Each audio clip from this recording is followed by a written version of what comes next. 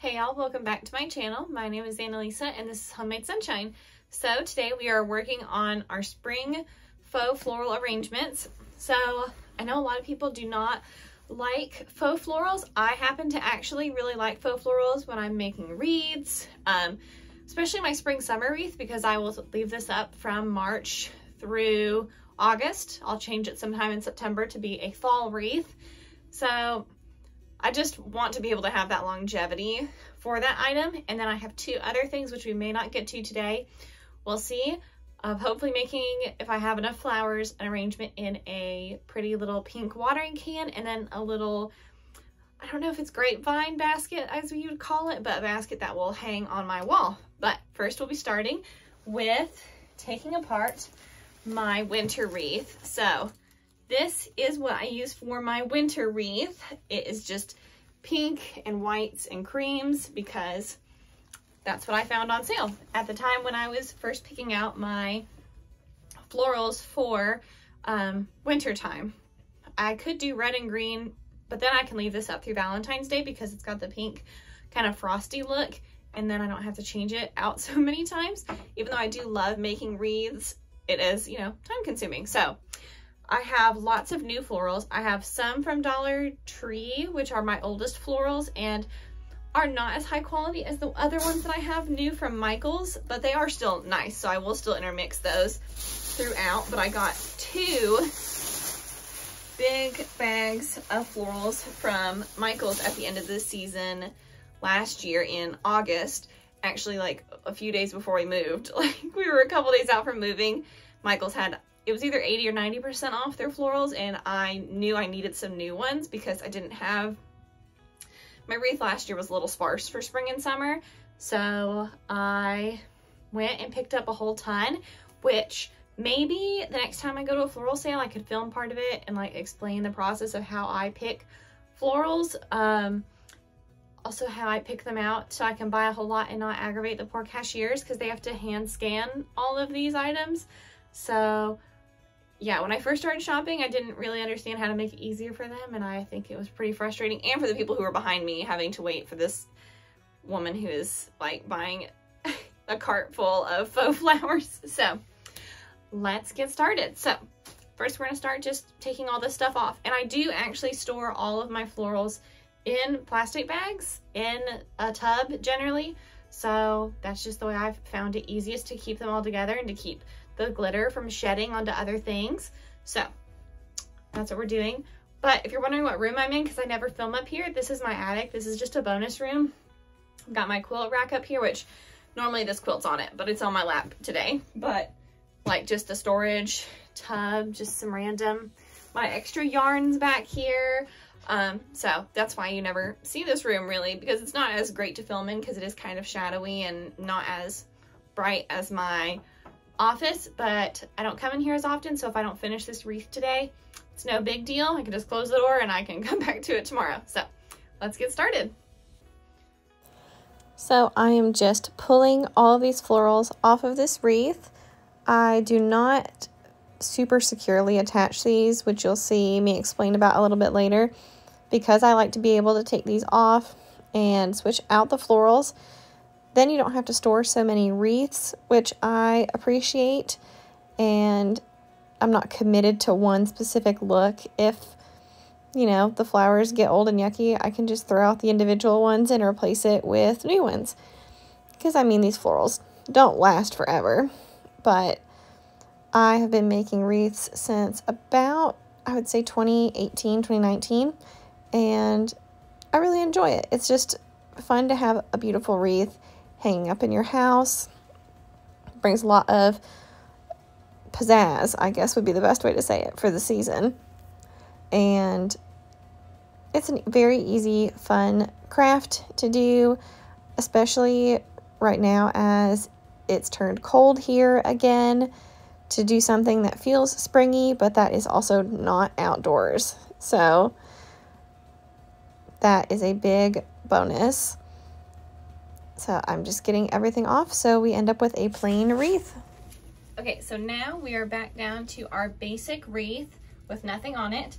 How I hang it is, you can see right up here at the top these wire strips are actually how I hang mine, which when we're all finished, I'll show you what it looks like hung up on my wall. So if you hear scratching in the background, that's my cat trying to get in here, but she can't be in here while I make these wreaths because she eats the fake flowers. So these sort of things, you can pick them up at craft stores. Mine is originally from my mom, who I believe got it from a yard sale, most likely, or some sort of a thrift store. So you'll see, I know a lot of people like hot glue them to their wreaths, or, you know, use some sort of a foam. I do not do that, so I can keep reusing the wreath as time goes on, and I can switch it out every season instead of having to store like 4 wreaths for the entire year. This is just the way that I do it best. And really the only things that you need, other than the wreath and some flowers, are some wire cutters, because the florals will come like this. And it is, you know, bendable wire that's in here. So if you use regular scissors, they will rip your scissors apart. Trust me, I've done it and it is not smart. You should just get yourself a pair of wire cutters, and it's much easier to trim them down so they will look like these. And it'll just be short enough for you to stick them in there.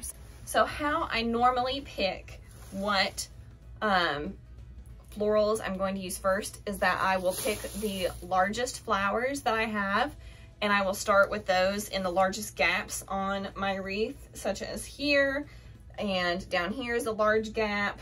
And as you put in the very large statement florals, then you can filter them with the other things. It also keeps you from having kind of a lopsided wreath with too many of like the same flower on one side, such as, let me show you a new flower that's kind of big, such as this one. Like this would be a huge flower to have, like, you know, 3 of them on one side and then none on the other. It would just look kind of funky. So it doesn't matter so much for small ones. Small ones actually can look a lot better, like grouped together in a little sparse spot, or they just help to filter in like little teeny tiny spots around the large flowers. So I have a bag of already pre-cut flowers that I will be interspersing into the wreath. These were the first florals I ever bought from Dollar Tree. So I bought these probably in 2019, 2018, somewhere around there. And they are still holding up actually quite well. If you can see, they are holding up, I would say decent. They just don't usually have as much variety at Dollar Tree, and I needed some more like large flowers. A lot of the ones I have here are smaller, like just, I'll hold it up for comparison. Like that's a very large difference size-wise. So I needed more variety, and these end up being very cheap once they're, you know, 90% off of, you know, $5.99, 59 cents. That's gonna be cheaper than Dollar Tree is. And this was pre-Dollar Tree being $1.25. This was all 99 cents bundle. So you can also buy these bundles at Michael's, which I love these.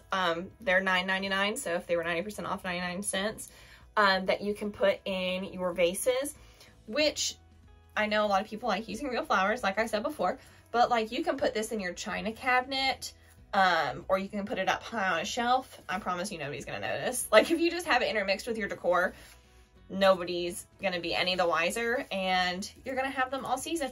Or especially if you've got like a kid's room that you wanna put, it's gonna get stuck in my hair. If you've got a kid's room that you wanna put florals in, but you don't wanna have to try to remember to keep them nice and updated, you can stick with some of these. So here is the floral explosion. This is all of my Dollar Tree florals, and then this is all of the new Marshall's florals that I picked. So you'll see that I have a pretty good theme going on here. We have a lot of yellows and pinks. There's only one or two groupings of red and blue and white, which I wanted to put together like in a vase, kind of like these two together. I wanted to put those together in a vase for like 4th of July, summertime. So those I'm probably not going to actually use for this wreath, but more like this vibe is what we're going for. Red just doesn't really match a lot with the other colors. Also, don't think I hate red. I promise you I don't hate red. I just don't find a lot of red at Hobby Lobby, or not Hobby Lobby, at Michael's when I go and get these on sale. For whatever reason, there's hardly ever red, and there's a lot more pink and yellow, and pink and yellow and red don't go together that well, so that's why I didn't pick up a lot of red. And there was just tons of pink. I mean, you saw my pile. There was lots and lots of pink. And I will be saving some of these bouquets, like I said, for small vases, so I will try to show you that as well and how I intermix those. So let's get started. Probably going to start mostly with putting in some of the smaller florals into here. And this is just a lot about adjustment, you know, making small adjustments. So how I just put these in here, just so you can see, I mean, I'm not going to commit to that this is where the place is going to be, but you just kind of stick it, just tuck it in, and voila. I mean, this isn't going to withstand a hurricane, y'all, but if you're just putting it up in your house, you know, it's going to be fine. I've not had problems with like pieces falling off. Actually, this one did sit outside on my porch last year, a covered porch, and it was fine. I think I lost 1 or 2 flowers to the wind, but other than that, really was not a big deal. So let's get started. So go ahead and leave me a comment down below. What is your favorite way to bring in spring? Is it crafts? Is it baking? Is it redecorating? What is your favorite way to signal spring?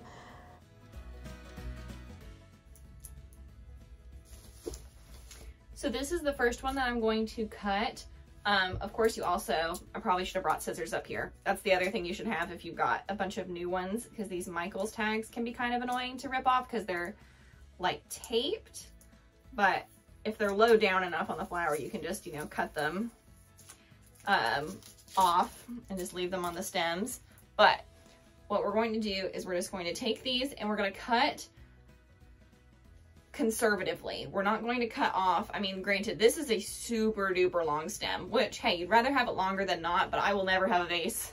I don't have any vases that are tall enough for this one flower. So I'm going to be conservatively cutting it about here for the flower to be able to get tucked in. And you'd rather have more allowance than not enough. You can always cut again. So you're just going to be taking it, you're going to squeeze, and then sometimes you have to kind of bend it to be able to get it to snap, just depending on how thick the wire is. This is a very thick wire on this one, so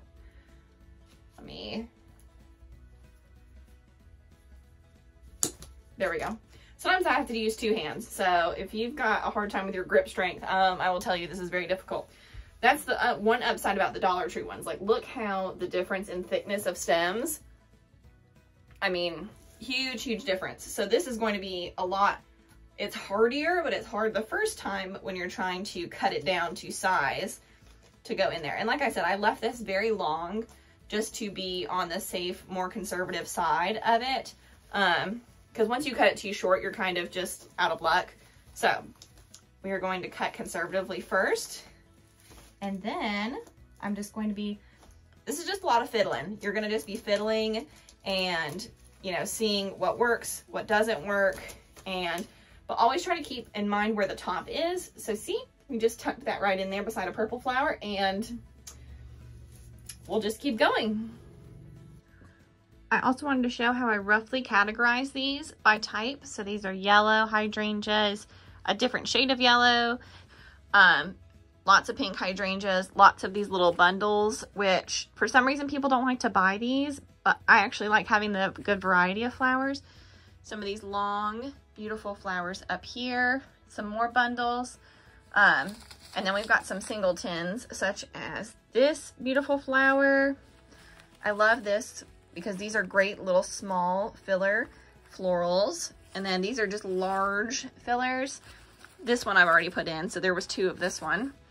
And yeah, that's all of our florals that we have to work with today, in addition to the Dollar Tree ones. So I have to say, this transition to spring is one of my favorite times of year. I love pulling out all the beautiful spring and summer clothes. I love pulling out spring and summer decorations. This is much more my color palette preference versus fall. I like a lot of pinks and the yellows and the Easter pastel colors. It's just so bright and so cheerful to bring out all this beautiful new growth. after everything has died off in the winter time. So this is the time of year that I have the most faux florals to work with because it's just my favorite colors.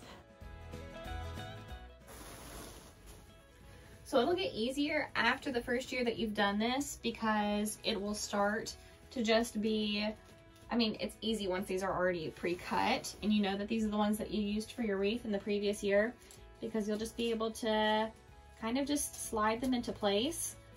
It's much harder the very first time when you're starting totally from scratch and you're using just new florals that have to be cut, but it does get easier. So if you're kind of frustrated with it at first, and there's no wrong way to make a wreath. I mean, it's your wreath. So if you want to do entirely yellow flowers or you want to do entirely greens, you can do however you please. And it's one of those crafts that it's not, some crafts are easy to get wrong per se, like, you know, you have to tear out a stitch because it's not going to stay together, or, you know, some other things that are a bit more precise, like baking is very precise. I'm not a very precise crafty person, so if you're not a precise crafty person, wreath making is a good idea for you. So I have not always been crafty, but I am trying to push myself to be craftier because it is fun and you appreciate something more if you've made it with your own hands. But I was never a very crafty little girl. I just recommend when you're storing these off season, do not let them get squished. That's why I keep them in a plastic bag, but if you're gonna put them in a tub, put them at the top so they do not get crushed by a lot of other things. Otherwise you're gonna have to really work on keep fluffing them back out when you pull them out. So you can see here I am just adding more and more florals to this wreath. You can see that it's very colorful. You can decide to do your colors in a more thematic approach, doing like pinks, just pinks and yellows, or just blues and greens, but I just like a color explosion, so that's what you're gonna see in my decorating style. I love a lot of color and it really brightens up a space. I really love using these because they just add a lot of dimension to the sides of your wreath. I'll show you once I put it in. It gives it a lot of body to the side. Let me see if you can really see that. There you go. I mean, I might not keep it exactly like that, but how it's able to kind of like drape off to the side or drape in the middle, it really gives it a lot more just dimension.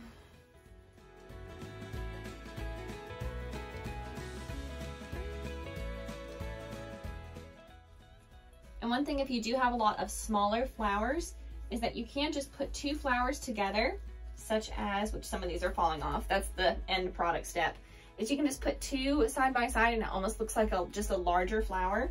So you can take my first piece of advice just with a grain of salt. It looks a little bit weirder if the flower is super gigantic like this one to have two really close together, because it's going to be a little overpowering for just the wreath's sake, but for small ones, not so much. So my wreath, as you can tell, is starting to get a lot more full. I like a very full wreath. Some people like to have more exposed parts, which is totally fine. That's just up to you. But I like to make mine very, very full with a good mixture of big flowers, little flowers, and then some of those little bunches that kind of branch off, like I said earlier, that help give a lot of dimension to the wreath. I feel like it helps it to look a lot more natural to have different pieces sort of stemming off in different directions from the wreath. Like I said, just my personal preference. You might decide to make a wreath entirely with hydrangeas or one type of flower, which is totally fine.